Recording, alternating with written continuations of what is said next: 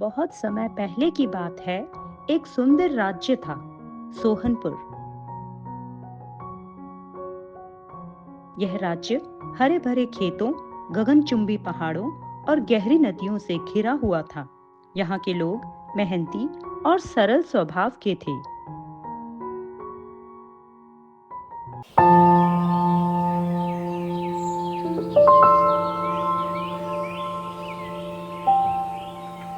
जब सूर्य की पहली किरणें खेतों पर गिरती, तो ऐसा लगता मानो धरती सोने की चादर ओढ़ लेती हो। सोहनपुर की पहचान सिर्फ उसकी उपजाऊ भूमि से ही नहीं थी, बल्कि वहां के राजा वीरेंद्र सिंह की न्यायप्रियता और शौर्य से भी थी। राजा वीरेंद्र सिंह बलवान और गंभीर व्यक्तित्व के धनी थे। वे दिल से दयालु थे। प्रजा उन्हें अपने पिता समान मानती थी। राजा की पत्नी का नाम सुकन्या था। उनकी इकलौती बेटी का नाम राजकुमारी रानी था। रानी बेहद सुंदर थी। बड़ी बड़ी काली आंखें, गोरा चेहरा और लंबे काले बाल। उसकी सुंदरता के साथ साथ उसमें एक कमजोरी भी थी, अत्यधिक घमंड। उसे लगता था कि वह सोहनपुर की सबसे महान और सुंदर कन्या है। महल में उसकी हर इच्छा पूरी की जाती। अगर उसे कोई आभूषण चाहिए होता, तो राजकाज छोड़कर भी राजा उसके लिए कारीगर बुला लाता। अगर उसे किसी विशेष पकवान की इच्छा होती, तो रसोइये दिन रात रसोई में लगे रहते। धीरे धीरे यह अधिक लाड़ प्यार ही उसके घमंड का कारण बन गया। इसी महल में एक दासी काम करती थी, नैना। नैना एक गरीब परिवार से थी। उसका घर महल से दूर एक छोटे से गांव में था।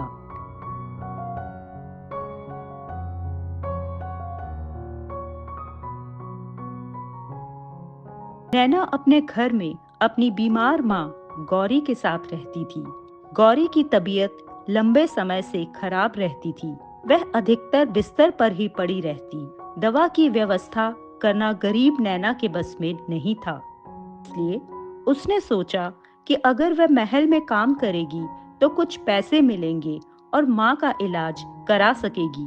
नैना बहुत मेहनती, दयालु और सहनशील थी।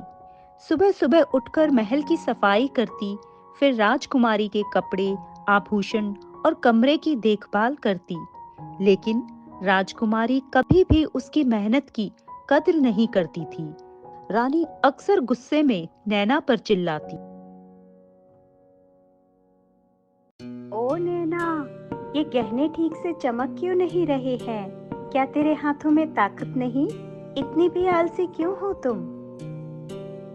माफ करना राजकुमारी जी, अभी चमका कर लाती हूँ।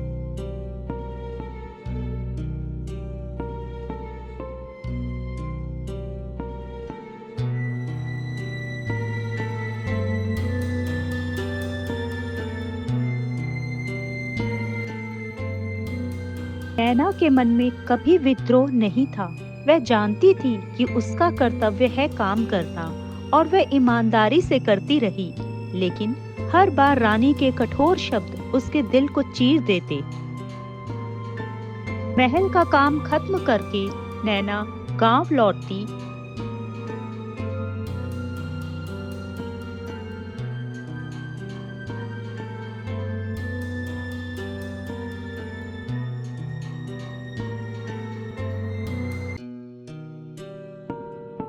तो अपनी माँ को देखकर उसका दिल रो पड़ता।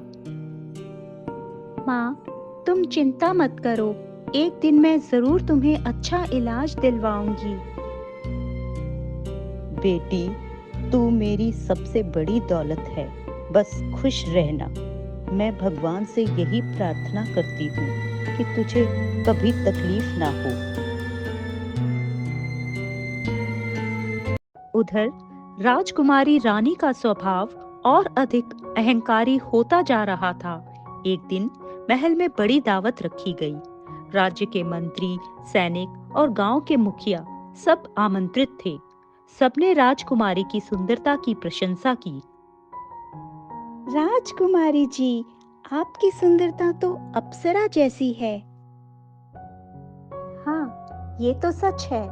मुझसे सुंदर इस धरती पर कोई नहीं। गरीब लोग तो मेरी परछाई को भी छूने लायक नहीं है। उसकी बात सुनकर सब हैरान रह गए। कई लोग चुप हो गए, लेकिन राजा वीरेंद्र सिंह ने बेटी के घमंड को नजरअंदाज कर दिया। उन्हें लगा कि शायद यह उम्र की वजह से है और समय के साथ सुधर जाएगा।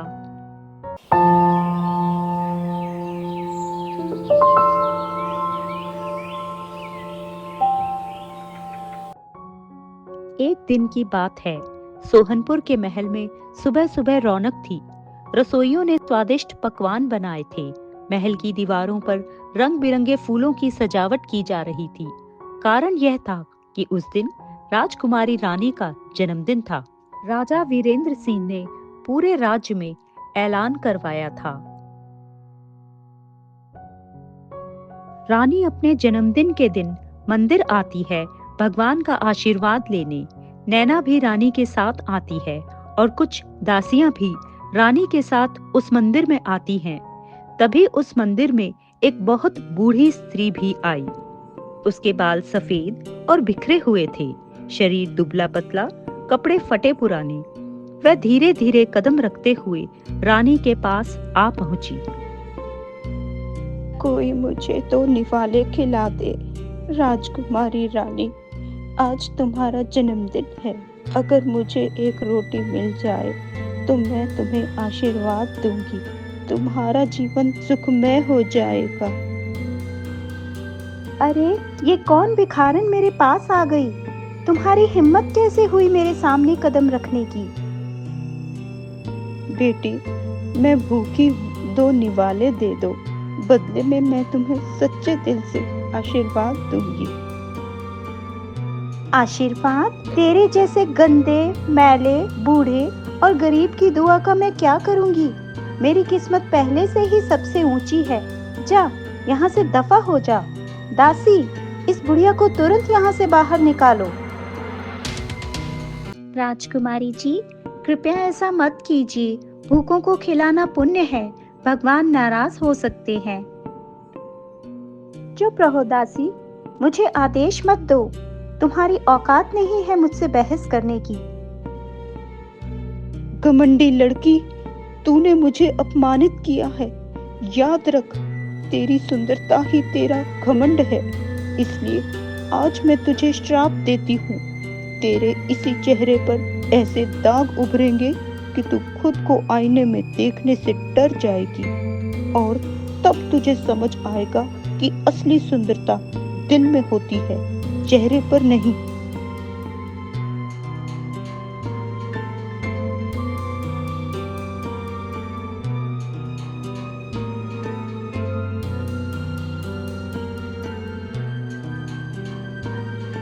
सब लोग डर से चुप हो गए। तभी रानी ने अचानक चीख मारी।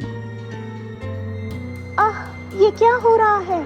अचानक से मेरे चेहरे में जलन क्यों हो रही है? रानी को अपना चेहरा जलने जैसा महसूस होने लगा। धीरे धीरे उसके गालों पर काले काले दाग उभरने लगे।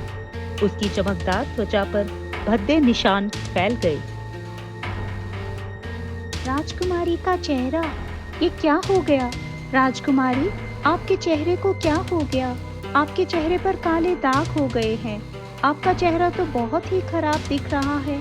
मैंने आपको कहा ना, उस बुढ़िया को कुछ खाने के लिए दे देते हैं। आपने देखा ना, उस बुढ़िया ने आपको श्राप दे दिया। चलिए जल्दी महल वापस चलते हैं और महाराज को सारी बात बताते हैं। अब वही है सब कुछ ठीक कर सकते हैं।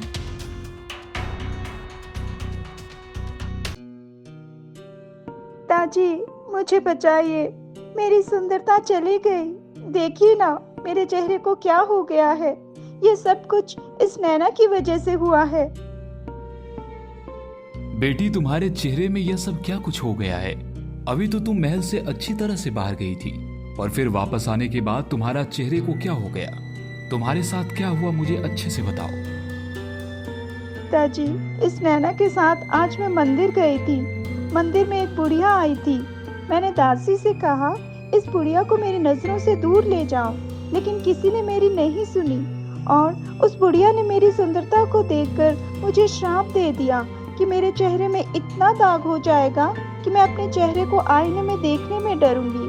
पिताजी, उस बुढ़िया के इतना बोलते ही मेरे चेहरे पर जलन होने लगी और उसके बाद मेरे चेहरे की यह दशा हो गई। पिताजी, अब मैं क्या करूं? मैं अपने इस चेहरे के साथ नहीं रह सकती। आप कुछ कीजिए पिताजी।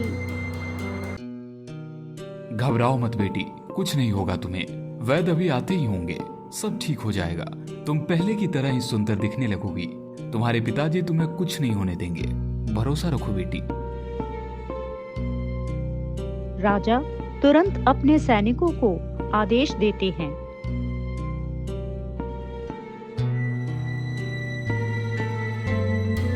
राज्य के सबसे बड़े वैद्य को बुलाओ और मेरी राजकुमारी का इलाज करवाओ।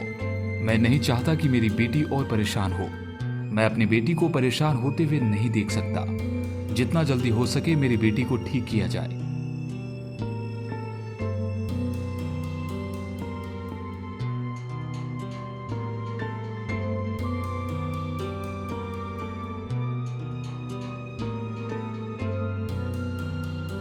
कुछ ही घंटों में कई वैद्य महल में पहुंचे।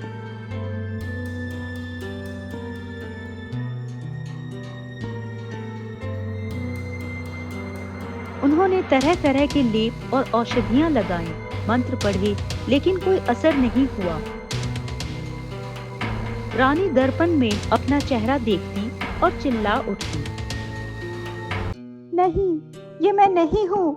मैं इतनी कुरूप कैसे हो सकती हूँ? ये दाग तो मेरी जिंदगी बर्बाद कर देंगे।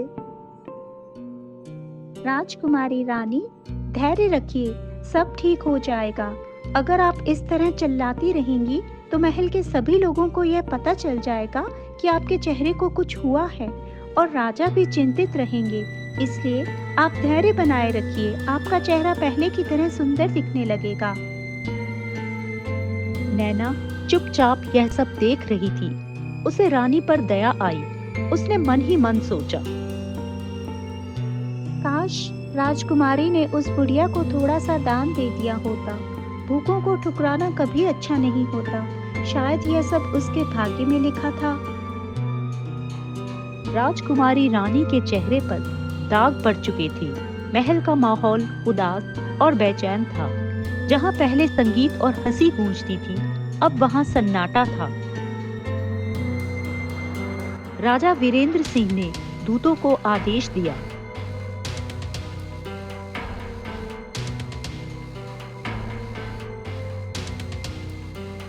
पूरे राज्य और पड़ोसी राजाओं के वैद्यों को बुलाओ, चाहे कितनी भी दूर क्यों न जाना पड़े। राजकुमारी का इलाज होना ही चाहिए।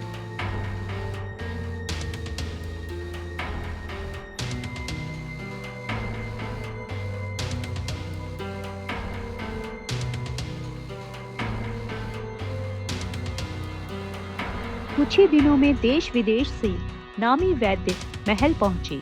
किसी ने जड़ी बूटियों से लेप तैयार किया, किसी ने विशेष मंत्र पढ़े, लेकिन हर प्रयास विफल हो गया। राजा बेचैन होकर बोले, क्या इस राज्य में ऐसा कोई वैद्य नहीं जो मेरी बेटी को ठीक कर सके? क्या सचमुच इन दागों का कोई इलाज नहीं है? महाराज, अब हमारे पास एक ही रास्ता है। राजकुमारी को एक बुढ़िया ने श्राप दिया है, तो एक श्राप का तोड़ एक साधु ही बता सकता है। हमारे राज्य के जो सबसे महान साधु हैं, हमें उन्हें महल बुलाना चाहिए।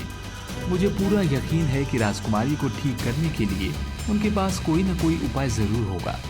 महाराज, आप आदेश दीजिए, मैं आज ही उन्हें महल बुला लूंगा। ठीक है, तुम्हें जैसा ठीक लगता है तुम वैसा करो। मुझे मेरी बेटी पहले की तरह चाहिए। मैं अपनी बेटी को और दिन तकलीफ में नहीं देख सकता। किसी भी कीमत में मुझे अपनी बेटी को ठीक करना है। और फिर उसी दिन एक साधु महल आते हैं।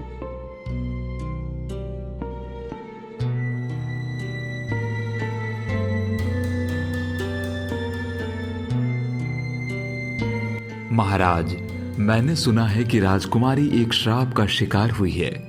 साधारण औषधियां इस श्राप को मिटा नहीं सकती, लेकिन एक उपाय है। वो उपाय क्या है महादेव जी? कृपया तुरंत बताइए। राजकुमारी के चेहरे पर पड़े ये दाग तभी मिट सकते हैं जब उन पर दिव्य गुलाब फूल का लेप लगाया जाएगा। यह फूल साधारण गुलाब जैसा नहीं है। इसकी खुशबू से बीमारियां मिट जाती हैं और इसकी पंखुड़ियों से श्राप का प्रभाव समाप्त हो जाता है। साधु बाबा, तो बताइए वो फूल कहाँ मिलेगा? मैं अभी अपने सैनिकों से बोलकर उस फूल को मंगवाता हूँ। मैं जल्द से जल्द अपनी बेटी को ठीक करना चाहता हूँ। साधु बाबा, जल्दी बताइए वो फूल कहाँ मिलेगा? महाराज, यह इतना आसान नहीं है। यह फूल सिर्फ एक स्थान पर मिलता है, कालाधारा पर्वत की गुफा में। उस गुफा तक पहुंचने का मार्ग कठिन और खतरों से भरा है। कहा जाता है कि उस फूल की रक्षा एक भयानक राक्षस करता है। जिसने भी अब तक उस फूल को लेने की कोशिश की, वो वापस नहीं लौटा।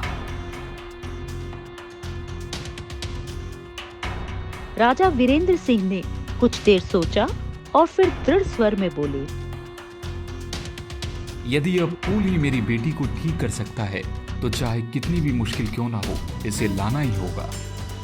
संपूर्ण राज्य में घोषणा कर दो, जो भी योद्धा, व्यापारी या साधारण नागरिक उस दिव्य गुलाब फूल को लेकर राजमहल में देगा, उसे मैं मनचाहा इनाम दूंगा।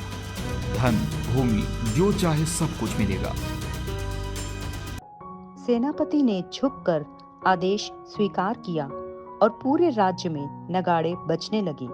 गली गली में उद्घोषक घूमकर घोषणा करने लगे, सुनो सुनो, महाराज वीरेंद्र सिंह का फरमान, जो कोई भी कालाधारा पर्वत से दिव्य गुलाब फूल लाकर राजकुमारी को देगा, उसे मुंह मांगा इनाम मिलेगा। नैना यह समाचार सुनकर हैरान रह गई। उसने सोचा, अगर मैं यह फूल लगाकर राजकुमारी को दूंगी तो न सिर्फ राजकुमारी ठीक होगी, बल्कि राजा मुझे अवश्य इनाम देंगे और उसी इनाम से मैं अपनी माँ का इलाज करा सकूंगी। उस रात नैना ने अपनी माँ गौरी को सारी बात बताई। गौरी ने कमजोर स्वर में कहा, बेटी, यह काम आसान नहीं है। वहाँ राक्षस की गुफा है। मुझे डर है कि तू इस कठिन सफर को कैसे पूरा करेगी। माँ, मैं आपसे वादा करती हूँ कि बिना गुलाब फूल लिए मैं वापस नहीं आऊंगी। चाहे कितनी भी मुश्किल क्यों ना आए, मैं हार नहीं मानूंगी। आप बस मुझे आशीर्वाद दीजिए। देवी माँ तुम्हारी रक्षा करें। राजमहल में ढोल नगाड़ों की गूंज के बीच कई वीर सैनिकों और साहसी युवकों ने कलाधारा पर्वत की ओर जाने की इच्छा जताई। लेकिन जैसे ही वे राक्षस और खतरनाक गुफा का नाम सुनते, उनके चेहरे पीले पड़ जाते। बहुतों ने बहाने बना दिए। ऐसे समय में जब सब हिचकिचा रहे थे, तभी नैना आगे बढ़ी।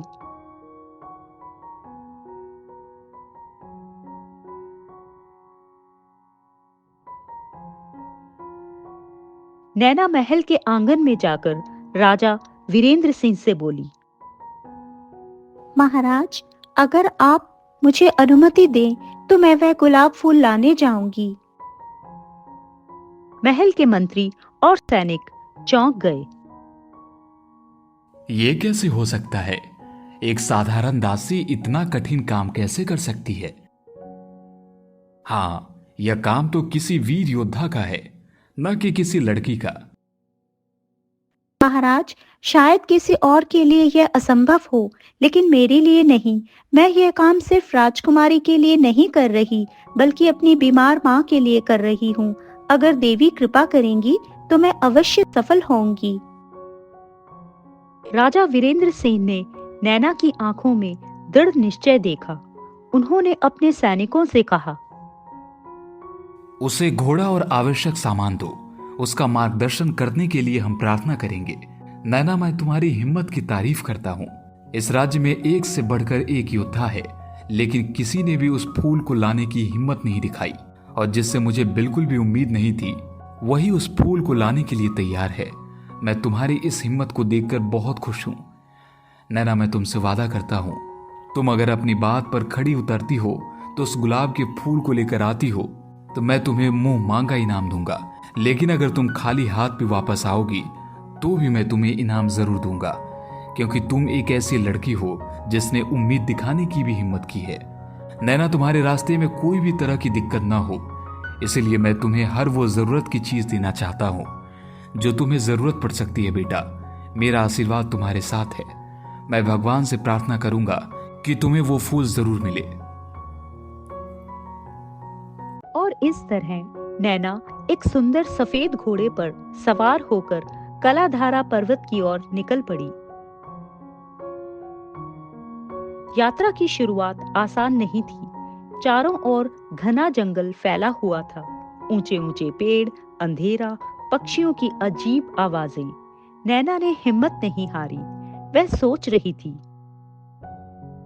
अगर मुझे अपनी माँ का इलाज कराना है और राजकुमारी को बचाना है तो मुझे डर से आगे बढ़ना होगा। कई घंटे चलने के बाद नैना एक बहुत विशाल वटवृक्ष के पास पहुंची। उसका तना इतना मोटा था कि 5 आदमी मिलकर भी उसे घेर नहीं पाते।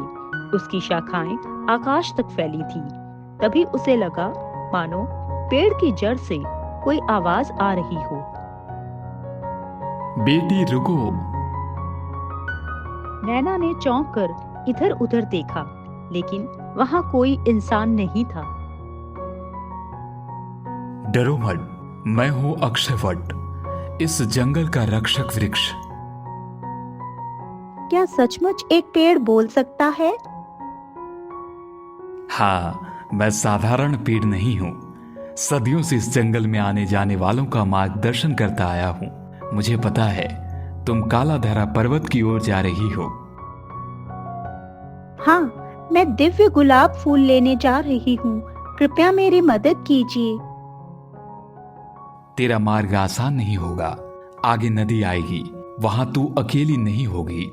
तुझे एक साथी मिलेगा, एक मोर। उस पर विश्वास करना, क्योंकि वही तुझे सही दिशा दिखाएगा। आपका बहुत बहुत धन्यवाद।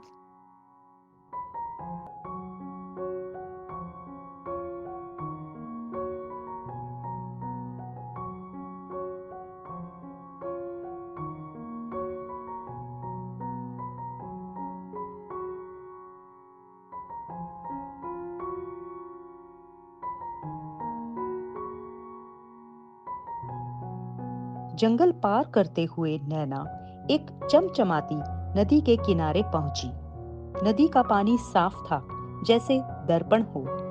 तभी उसने देखा एक सुंदर मोर नदी के पास खड़ा था।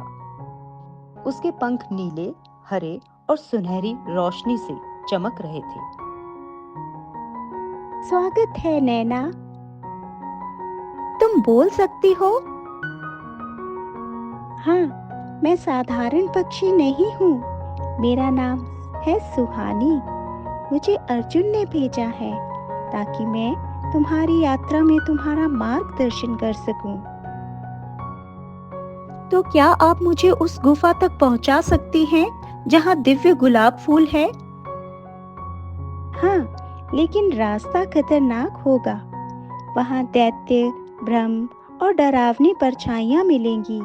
पर अगर तेरा दिल साफ है और तेरे इरादे नेक हैं, तो तू जरूर सफल होगी। मुझे आपकी मदद चाहिए। मैं अपनी माँ और राजकुमारी दोनों के लिए गुलाब का फूल लाना चाहती हूँ।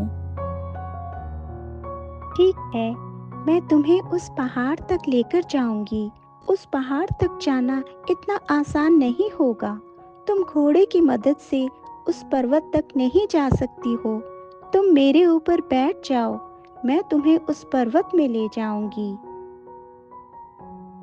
नैना मोर के ऊपर बैठ जाती है और एक लंबा सफर करने के बाद मोर काला पर्वत में नैना को पहुंचा देती है।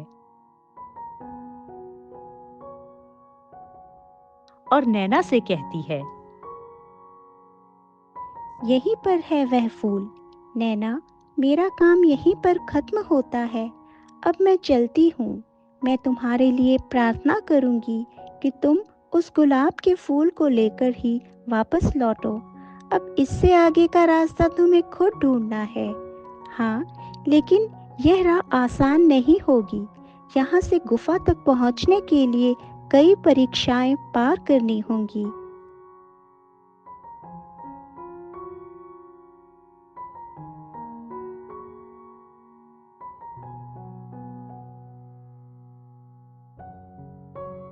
मैं डर के आगे झुकने नहीं आई हूँ।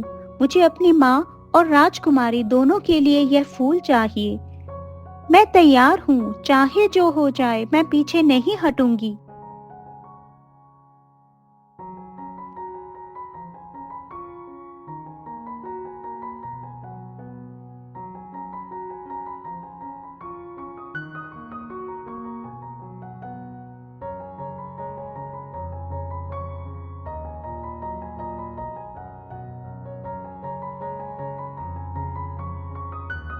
यही है वह फूल। अगर मैं इसे ले लूं, तो माँ और राजकुमारी दोनों ठीक हो जाएंगी। लेकिन जैसे ही वह फूल की ओर बढ़ी, अचानक गुफा की जमीन हिलने लगी, दीवारों से धूल गिरने लगी और गूंजता हुआ एक भयंकर स्वर सुनाई दिया। अचानक अंधेरे से एक विशाल आकृति बाहर आई। उसका शरीर पहाड़ जितना बड़ा था, आंखें अंगारों की तरह जल रही थीं और दांत तलवारों की तरह चमक रहे थे।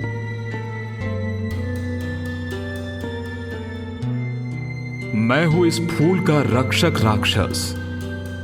जो भी इस फूल को लेने आया वो यहीं मारा गया। अब तू भी बच नहीं पाएगी।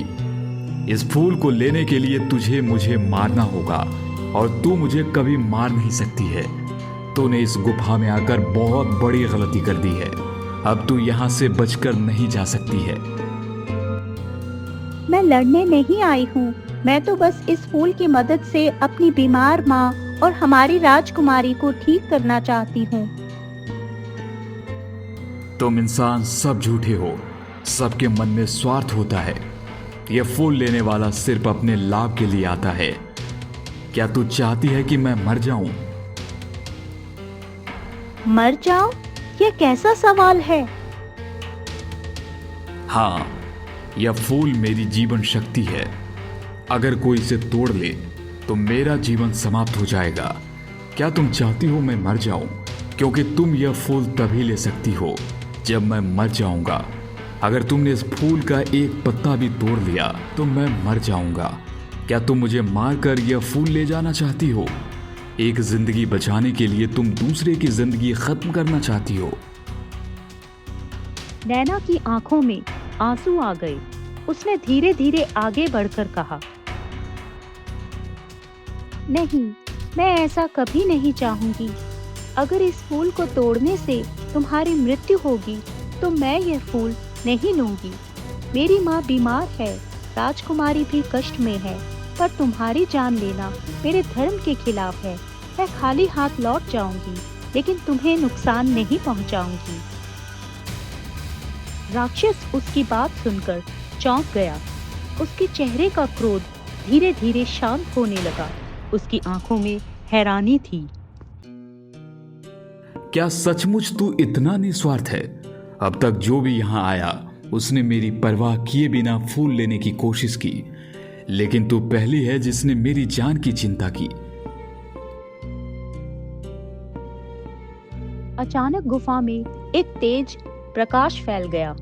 राक्षस का विशाल शरीर धीरे धीरे सिकुड़ने लगा। उसकी खाल गायब हो गई और उसकी जगह एक सुंदर युवक खड़ा था। मेरा नाम अर्जुन देव है।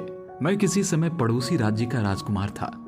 एक दुष्ट साधु ने मुझे श्राप दिया था कि जब तक कोई नेक दिल इंसान मेरी जान की परवाह करके इस फूल को छोड़ न दे, तब तक मैं राक्षस बना रहूंगा।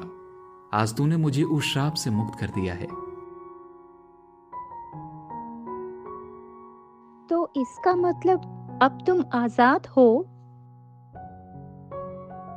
हाँ, और तुम्हारे लिए यह फूल भी अब कोई खतरा नहीं है। तुम इसे ले जा सकती हो। अब यह मेरे जीवन से नहीं जुड़ा है।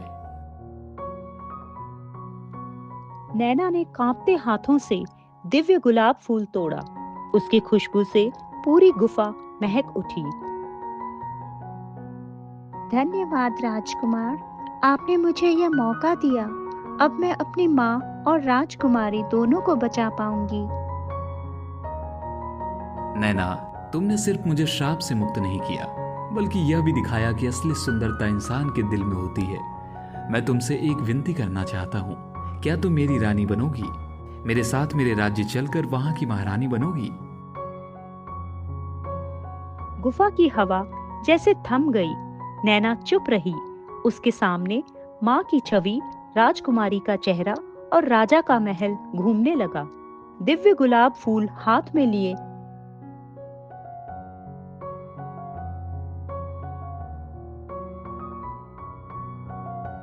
नैना गुफा से बाहर आई।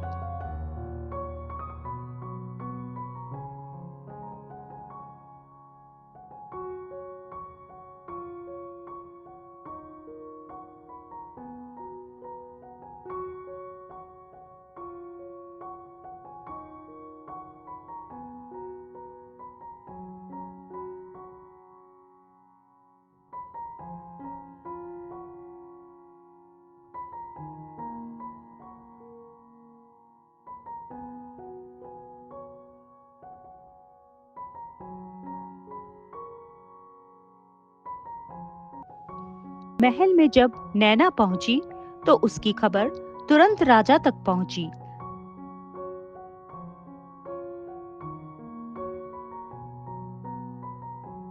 दिव्य गुलाब फूल राजा को सौंप दिया। फूल की सुनहरी आभा से पूरा दरबार जगमगाने लगा। राजा ने तुरंत वैद्य को बुलाया। वैद्य ने बड़े ध्यान से गुलाब फूल की पंखुड़ियां तोड़ी, उन्हें पीसकर एक दिव्य लेप तैयार किया और राजकुमारी के चेहरे पर लगाया। और फिर धीरे धीरे राजकुमारी के चेहरे पर पड़े दाग मिटने लगे। उसकी त्वचा पहले जैसी सुंदर और चमकदार हो गई। पूरा महल खुशी से गूंज उठा। राजकुमारी ने आईने में अपना चेहरा देखा और रो पड़ी। हे ईश्वर, मैं फिर से पहले जैसी हो गई। ये सब नैना की वजह से संभव हुआ। राजकुमारी रानी अब तक अहंकारी और कठोर थी, लेकिन इस अनुभव ने उसे बदल दिया। उसने रोते हुए नैना से कहा, नैना, मैंने तेरा कितना अपमान किया। मैं तुझे नौकरानी समझकर तुझसे बुरा व्यवहार करती रही, पर तूने मेरे लिए अपनी जान जोखिम में डालकर यह फूल लाया। मैं तुझसे माफी मांगती हूँ। रानी जी, आप मेरी राजकुमारी हैं। मेरा कर्तव्य था कि आपकी मदद करूं। कृपया मुझे क्षमा कीजिए। मैं कभी आपके खिलाफ कुछ नहीं सोच सकती। आज नैना ने सिर्फ मेरी बेटी को ही नहीं, बल्कि पूरे राज्य को बचाया है। यह कार्य किसी वीर योद्धा से कम नहीं है। मैं इसे इसका मुंह मांगा इनाम दूंगा। महाराज, मुझे कोई धन दौलत नहीं चाहिए। मेरा बस एक ही निवेदन है, कृपया मेरी माँ का इलाज करवा दीजिए। वह बहुत बीमार हैं। राजा ने तुरंत वैद्य को आदेश दिया कि नैना की माँ का उपचार किया जाए। कुछ ही दिनों में नैना की माँ भी स्वस्थ हो गई। अब महल में सब कुछ ठीक हो चुका था। वहीं दूसरी तरफ राजकुमार अर्जुन देव अपने महल में थे। उनकी आंखों में एक प्रश्न था जो वे नैना से पूछना चाहते थे। एक दिन राजकुमार अर्जुन नैना के घर आते हैं।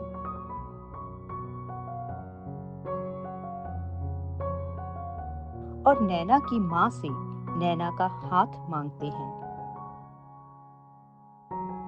माँ, मैं नैना की वजह से ही आज अपनी असली रूप में हूँ। मैं नैना को बहुत पसंद करता हूँ और उससे शादी करना चाहता हूँ। मैं नैना को अपना जीवन साथी बनाना चाहता हूँ। क्या आप मुझे अनुमति देंगी? मेरी और नैना की शादी हो जाए। मैं नैना को अपने महल की राजकुमारी बनाना चाहता हूँ, लेकिन जब तक आप हाँ नहीं कहेंगी, मैं इस बात को आगे नहीं बढ़ाऊंगा। राजकुमार अर्जुन की बात सुनकर नैना की माँ बहुत खुश हो जाती हैं और राजकुमार और नैना की शादी के लिए हाँ कह देती हैं। नैना, तुम्हारी माँ ने तो इस रिश्ते को हाँ कह दिया है, लेकिन एक बार मैं तुम्हारे मुंह से सुनना चाहता हूँ। तुम क्या चाहती हो? क्योंकि उस दिन मैं जब तुमसे इस बात के लिए पूछा था, तब तुमने कुछ भी जवाब नहीं दिया था। मैंने सोचा कि तुम अभी अपनी माँ के बारे में सोच रही हो, इसीलिए तुमने कुछ जवाब नहीं दिया। लेकिन अब तो तुम्हारी माँ ठीक हो गई है और तुम्हारी माँ भी चाहती है कि यह शादी हो जाए। लेकिन मैं तुमसे जानना चाहता हूँ कि तुम क्या चाहती हो। क्या तुम मुझसे शादी करना चाहती हो? मैं अपनी माँ के साथ साधारण जीवन में भी खुश रह सकती हूँ। मुझे धन दौलत या राजसी वैभव की चाह नहीं है, लेकिन अगर इस विवाह से किसी का भला होता है और मुझे राजकुमार के साथ खड़े होकर लोगों की सेवा करने का अवसर मिलता है, तो मैं इसे ईश्वर की देन मानकर स्वीकार करूंगी। और फिर राजकुमार अर्जुन और नैना की शादी बहुत धूमधाम से हो जाती है।